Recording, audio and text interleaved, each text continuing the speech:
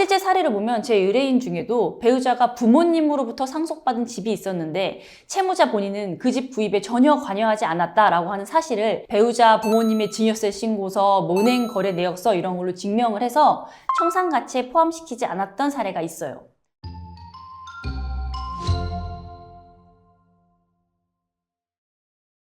안녕하세요. 회생이 답이지의 이미지 변호사입니다. 자, 오늘은 제가 상담을 하면서 정말 많이 받는 질문 중에 하나인 개인회생을 하면 배우자의 재산에 영향이 있나요? 이 부분에 대해서 자세히 알려드리려고 합니다. 특히 요즘처럼 경제가 어려울 때는 채무 문제로 고민하시는 분들이 많은데 많은 분들이 내가 회생을 하면은 내 배우자 재산까지 다 날아가는 게 아닐까 이런 걱정을 많이 하세요. 그래서 제가 오늘은 이 부분에 대해서 좀 설명을 해드리려고 합니다. 일단 결론부터 말씀을 드리면 개인회생을 한다고 해서 배우자의 재산이 무조건 날아가거나 빼앗기는 일은 절대 없습니다. 그렇다고 해서 배우자 재산이 전혀 상관이 없다. 그것도 아니에요. 개인회생에서 가장 중요한 개념 중에 하나가 바로 청산가치예요. 그러니까 쉽게 말해서 채무자가 현재 가지고 있는 재산을 다 팔아서 채권자들에게 나누어 준다면 얼마나 줄 수 있을까? 요거를 계산한 금액이거든요. 개인회생은 최소한 이 청산가치 이상을 변제해야 한다는 원칙이 있어요. 이걸 청산가치 보장의 원칙이라고 하는데요. 여기서 문제가 되는 건 이 청산가치를 계산을 할 때 배우자의 재산이 포함되느냐 안 되느냐 하는 거예요. 근데 이거는 법원마다 차이가 좀 있습니다. 서울회생법원을 포함한 일부 법원에서는 실무준칙상 배우자의 재산을 청산가치에 포함시키지 않는 것으로 정하고 있지만 또 실무적으로는 개별적으로 확인을 해서 채무자의 기여도가 있는 재산을 좀 파악을 해서 포함시키는 경우가 있고요. 배우자 재산의 50%를 무조건 청산가치에 포함시키는 법원도 있습니다. 또 채무자가 배우자 재산 형성에 기여한 정도에 따라서 일부를 청산가치에 반영하는 법원들도 있고요. 그럼 법원은 어떤 기준으로 배우자 재산을 나의 청산가치에 포함시킬지 결정할까요? 여기는 몇 가지 중요한 기준이 있어요. 첫 번째로는 배우자 명의 재산의 그 형성에 대한 채무자의 기여도를 봅니다. 예를 들어 볼게요.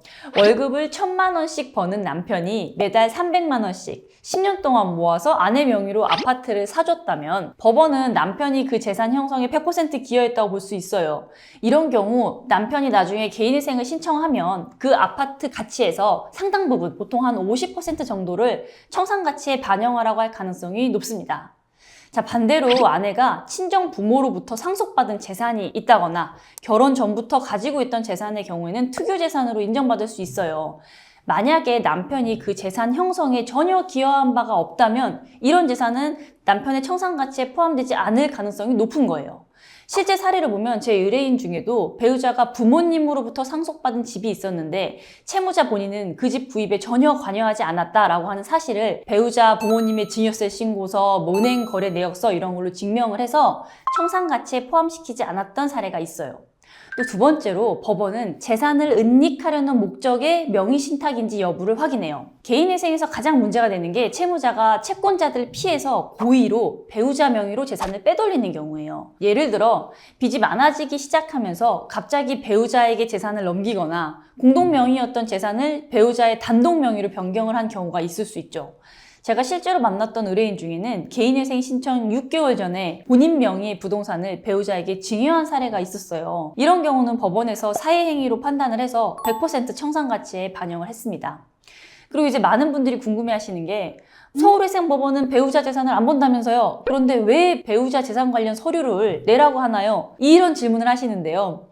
서울회생법원을 포함해서 모든 법원은 배우자 재산 관련 서류를 반드시 제출하도록 요구합니다. 그 서류를 보고 청산가치에 얼마를 반영할지 하는 문제에 대해서는 법원마다 차이가 있다는 말이고요.